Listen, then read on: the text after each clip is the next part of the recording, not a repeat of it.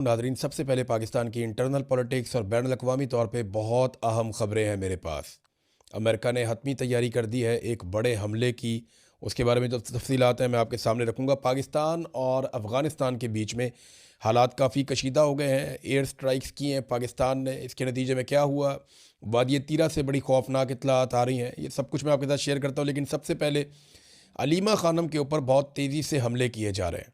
ये हमले क्यों हो रहे हैं, मैं आपके सामने रियल सिचुएशन रख देता हूँ कि पाकिस्तान की मिलिट्री एस्टेब्लिशमेंट ने, आसिम मुनीर साहब ने लंबे अरसे से इमरान खान साहब के, उनकी फैमिली के साथ कोई मुलाकात होने नहीं दी।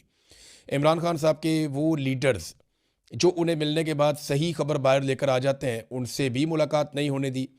सिर्फ सलमान सफदर साहब एक ऐसे शख्स हैं जो इमरान खान साहब को देख पाए या मिल पाए, लेकिन उन्होंने कुछ नहीं बताया, कोई पॉलिटिकल स्टेटमेंट नहीं दिया। वो एक सेटलमेंट के तहत इमरान खान साहब को मिले और अभी तक मुकम्मल खामोश हैं।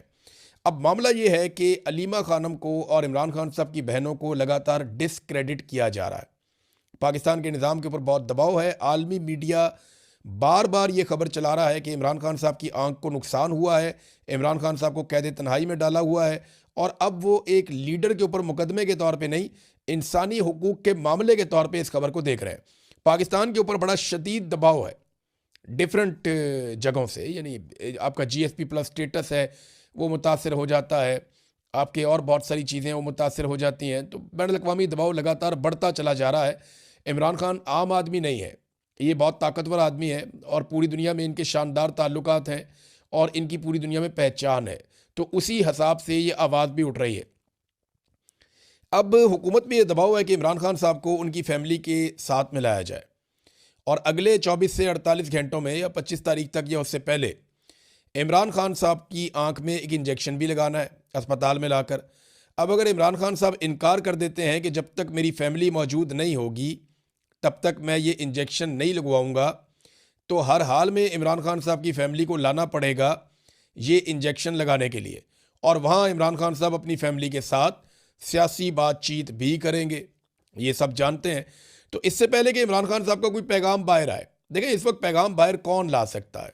सुहेल आफरीदी को मिलने नहीं दे रहे, पार्टी के वो लोग जिनके ऊपर लोग ट्रस्ट करते हैं उन्हें मिलने नहीं दे रहे, और इमरान खान साहब की बहनों को भी नहीं मिलने दे रहे। तो इमरान खान साहब की बहनें जो पैगाम बाहर लेकर आएंगी वो पैगाम होगा लोगों के लिए एतबार के काबिल। अब इससे पहले कि वो पैगाम कोई बाहर लेकर आए, चाहे वो पैगाम अभी इंजेक्शन लगने के मौके पे आ जाए या इसके बाद किसी और मौके पर आ जाए, आगे ईद का टाइम आ रहा है, रमज़ान का महीना है, हर हाल में इमरान खान साहब की मुलाकात तो करवानी पड़ेगी। ये तो मुमकिन नहीं है कि आप ईद वाले दिन भी इमरान खान साहब की उनकी फैमिली से मुलाकात ना करवाएं, उनके बच्चों के साथ बातचीत ना करवाएं। तो आलमी दबाव बढ़ रहा है।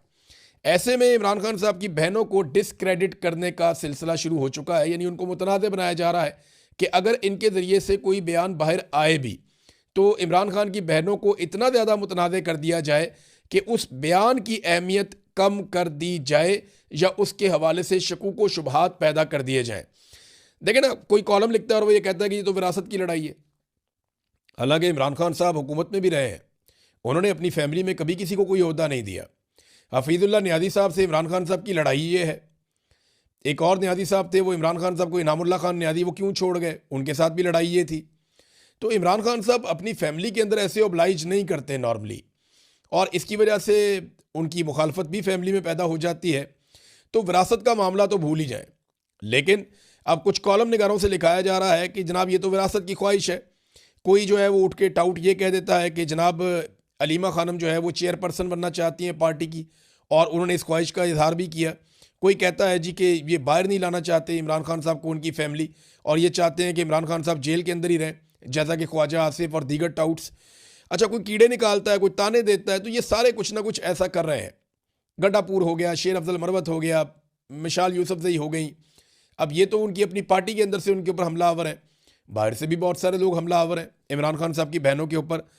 तो ये सब कुछ इसलिए किया जा रहा है कि इमरान खान साहब के हवाले से ये लोग जो भी कोशिश करें वो कोशिश मुतनाज़ हो जाए, और अगर कभी इनको मौका मिले इमरान खान साहब को कोई पैगाम बाहर लाने का, तो उससे पहले इनकी शख्सियत को इतना मुतनाज़ कर दिया जाए कि उस पैगाम के ऊपर लोगों का भरोसा ना हो। तो ये है जनाब सारा खेल जो अलीमा खानम के साथ और बाकी बहनों के साथ खेला जा रहा है। लेकिन सोशल मीडिया इसको काउंटर कर रहा है और जो लोग ये खेल खेल रहे हैं वो अभी तक कामयाब तो नहीं हुए, लेकिन एक कंट्रोवर्सी उन्होंने क्रिएट कर दी और पाकिस्तान का मीडिया लगातार इसको हवा दे रहा है। यानी रोज़ाना की बुनियाद पे अली अमीन गंडापुर को, शेर अफजल मरवत को और बाकी लोगों को जो इस बयानिए को उठाते हैं, उन्हें टॉक शोज़ के अंदर बिठाकर ये बयानियाँ इसकी प्रोजेक्शन की जा रही है। नादरीन, दूसरी जो बड़ी खबर है जो मैं आपको देना चाह रहा था वो ये है कि पाकिस्तान की वजारत इत्तलात ने यह बताया कि पाकिस्तान ने अफ़गानिस्तान में 7 एयर स्ट्राइक्स की हैं, यानी 7 मकामात को निशाना बनाया। ये 3 इलाके हैं जहाँ पे 7 मकामात को निशाना बनाया गया है और पाकिस्तानी हुकूमत के मुताबिक इनमें दहशतगर्दों के ठिकानों को निशाना बनाया गया और दहशतगर्दों को मारा गया है। अब सवाल एक और पैदा होता है, वो मैं बाद में करता हूँ, लेकिन अफ़गान हुकूमत का इसके ऊपर मौक़िफ़ है। पाकिस्तानी हुकूमत का मौक़िफ़ यह है कि ये रद्द अमल है जो दहशतगर्दी पाकिस्तान के अंदर हो रही है। बल्कि अभी जो हालिया दहशतगर्दी हुई उसमें एक लेफ्टिनेंट कर्नल समेत 3 लोग शहीद हो गए और जवाबी कार्रवाई में कुछ दहशतगर्द भी मारे गए। लेफ्टिनेंट कर्नल हैं शहजादा गुल फराज, ये एक दहशतगर्दी के वाक़े में शहीद हुए। सिपाही उनके साथ करामत शाह, वो भी जाम शहादत नोश कर गए। तो ये बड़ा अफसोसनाक एक वाक़या हुआ। उसके बाद एक रद्द अमल आता है और इससे पहले भी ऐसे ही ऑफिसर्स की और जवानों की शहादतें हो रही थी। तो पाकिस्तानी गवर्नमेंट ये कहती है हमने रद्द अमल दिया है और वहाँ पे दहशतगर्दों के ठिकानों को निशाना बनाया है और उन्हें मारा है। जबकि अफगानिस्तान की हुकूमत का मौक़िफ़ आया कि पाकिस्तान की जो स्ट्राइक्स हैं उनमें बड़े पैमाने पर सिविलियंस की जानें गई हैं, जिनमें औरतें और बच्चे भी शामिल हैं।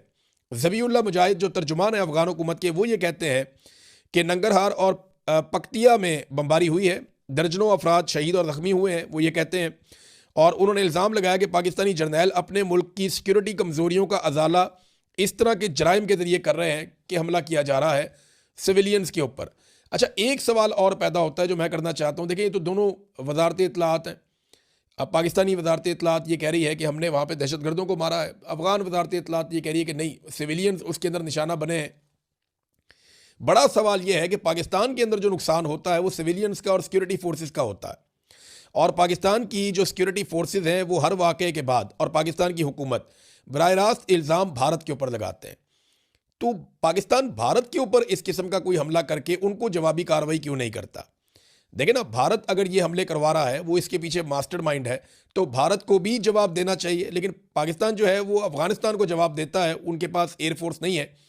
लेकिन भारत को पाकिस्तान जवाब नहीं दे रहा। पाकिस्तान को भारत को भी फिर जवाब देना चाहिए। अगर भारत ये अटैक पाकिस्तान के ऊपर कर रहा है, उसूलन तो यही होना चाहिए। भारत की एयरफोर्स के तैयारे भी हमने गिराए थे कुछ अर्सा पहले, मैं ये भी आपको बता दूं। अब भारत में कुछ भी हो जाए ना, तो वो बगैर सबूत के पाकिस्तान के ऊपर चढ़ दौड़ता है और पाकिस्तान के अंदर आके स्ट्राइक कर जाता है। जब कुछ भी हो जाता है भारत के अंदर, वो सबूत कोई नहीं दिखाते। पाकिस्तान कहता रहता है सबूत दिखाएं, कोई चीज़ है तो सामने लेकर आए, लेकिन भारत हमला कर देता है हमेशा पाकिस्तान के ऊपर। और पाकिस्तान जो है वो रिस्ट्रेंट का मुजाहरा करता है और कभी भी भारत को जवाबी कार्रवाई नहीं करता। जब पाकिस्तान के अंदर भारत दहशतगर्दी करवाता है बकौल पाकिस्तानी गवर्नमेंट के कि लगातार ये सारे वाक़यात भारत करवा रहा है।